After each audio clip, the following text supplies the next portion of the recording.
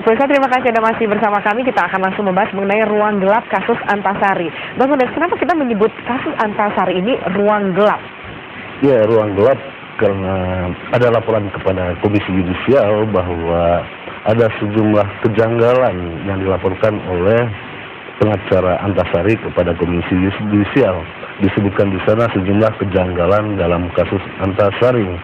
Nah, tugas Komisi Yudisial sesuai dengan Pasal 13 Undang-Undang 22 tahun 2004 itu ada dua artinya. Yang pertama itu mengusulkan Hakim Agung kepada DPR, jadi dia mengusulkan nama. Yang kedua, ini yang paling penting, menegakkan kehormatan, keluhuran martabat, dan menjaga perilaku hakim. Itu di pasal 13, dan dia menegakkan integritas hakim. Nah, di dalam kasus Antasari yang terkait dengan ruang gelap tersebut, ruang gelap yang dimaksud di sini adalah sisi perilaku hakim, bukan materi persidangan atau materi yang sudah diputuskan. Tetapi yang hendak kita soroti itu adalah sisi gelap perilaku hakim terkait dengan apa yang terjadi di ruang sidang, mulai dari tingkat pertama sampai tingkat kasasi. Karena kita ketahui bahwa kasus Antasari yang terkait dengan kasus pembunuhan Nasruddin itu Antasari dihukum 18 tahun penjara. 18 tahun penjara bukan persoalan hukumannya yang dibahas di sini, tetapi bagaimana perilaku hakim. Nah, terkait dengan tugas Komisi Yudisial tadi, di dalam pasal 20 Undang-Undang 22 tahun 2004 tentang Komisi Yudisial itu disebutkan bahwa tugas di dalam melakukan tugas pengawasan itu wajib bagi Komisi Yudisial untuk menjaga perilaku hakim tersebut. Karena itu salah satu cara supaya hakim itu bisa terkuak perilakunya oleh Komisi Yudisial dengan memeriksa hakim.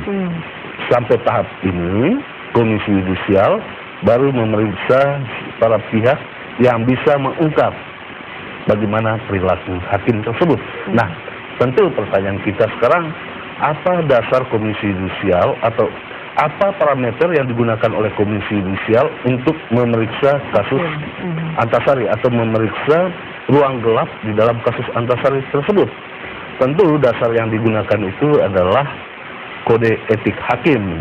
Kode Etik Hakim itu sudah diputuskan oleh Mahkamah Agung bersama Komisi Yudisial pada tahun 2009.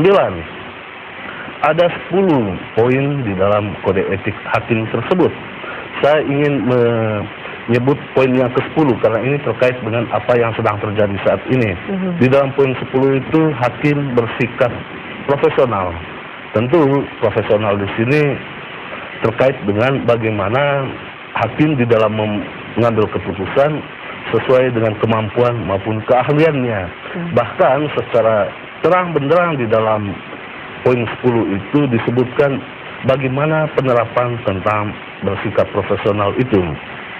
Di sana disebutkan para hakim wajib menghindari terjadinya kekeliruan di dalam membuat keputusan atau mengabaikan fakta yang dapat menjerat terdakwa. Nah, kita berhenti pada mengabaikan fakta yang dapat menjerat terdakwa. Di dalam kasus Antasari, oleh pengacaranya menyebutkan ada minimal 10 fakta yang diabaikan.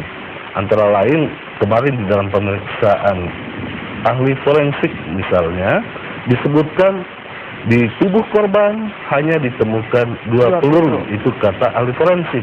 Tetapi di persidangan disodorkan fakta bahwa ada 3 peluru di tubuh Nasruddin atau di tubuh korban. Pertanyaannya, peluru siapa yang satu itu? Tentu inilah yang sedang ditelisik oleh Komisi Yudisial, bukan soal banyaknya peluru, tetapi persoalannya yang perbedaan itu. Mengapa fakta itu diabaikan? Itu yang sedang ditelisik sebetulnya. Persoalan etikanya, persoalan mengapa fakta itu diabaikan sehingga menjerat seorang Antasari yang juga ketua KPK itu pada saat kejadian itu dihukum 18 tahun. Tadi di editorial disebutkan kalau terhadap seorang Antasari saja ada seperti ini perlakuannya, apalagi terhadap orang awam kecil, hukum. ya. Betul. Dan Bang Udin tadi boleh saya kutip pernyataan dari Ketua MK Pak Mahfud MD yang mengatakan bahwa putusan hakim sekalipun itu salah harus dianggap benar. Nah, mungkin disitulah banyak terjadi penyelewengan profesi dari hakim itu sendiri ketika dia memutuskan sebuah vonis. Kalau kita lihat dari kasus Antasari, kita tahu bahwa hakim itu menjadi pintu terakhir penegakan keadilan. Di pengadilan seakan-akan sudah tergelincir. Betul sekali sih. Kalau kita lihat konstruksi hukum di dalam Undang-Undang KY misalnya, tugas utama KY di dalam konsiderasi menimbang itu disebutkan menjaga keluhuran kemartabatan hakim. Itu berarti Komisi Yudisial mempunyai kewajiban untuk menjaga agar para hakim ini di dalam mengambil keputusan tetap independen karena mereka memutuskan sesuatu itu berdasarkan hati nurani. Artinya kita tidak bisa mengadili hati nurani hakim. Itu yang pertama. Dengan demikian adalah benar kata Pak Mahfud bahwa terhadap putusannya tidak bisa diapa-apakan. Akan tetapi hukum menyiapkan mekanisme lain. Mekanisme misalnya ketika kasus Antasari sudah sampai kepada tingkat kasasi, tentu ada upaya hukum luar biasa. Upaya hukum yaitu peninjauan kembali. Pertanyaannya, apakah apa yang dilakukan oleh Komisi Yudisial bisa berujung pada yang disebut peninjauan kembali? Tentu tergantung kepada Pak Antasari sendiri atau tergantung kepada kuasa hukum Antasari. Apakah mereka mau menggunakannya? Akan tetapi yang harus kita katakan bahwa Komisi Yudisial menyebutkan di dalam kesimpulan sementaranya bahwa memang ada indikasi dugaan pelanggaran kode etik. Tapi ini bukan intervensi, karena kita tahu bahwa Patrialis Akbar sendiri sempat menganggap bahwa ini seakan-akan kayak ingin mengintervensi kasus Antasari. Sebetulnya kalau kita membaca benar Undang-Undang 22 tahun 2004 juga Kode Etik Hakim tahun 2009 tentu sulit untuk kita mengatakan intervensi ya. Karena juga tidak mempengaruhi vonis dari hakim itu sendiri. Betul, dia tidak menggugat vonisnya, yang digugat itu perilaku hakim. Karena itulah memang ranah Komisi Yudisial yang diatur oleh konstitusi.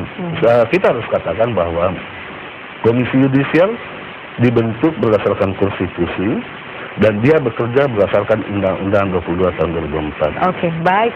Menarik sekali, masih banyak pembahasan yang nanti kita akan lanjutkan usai jeda berikut ini.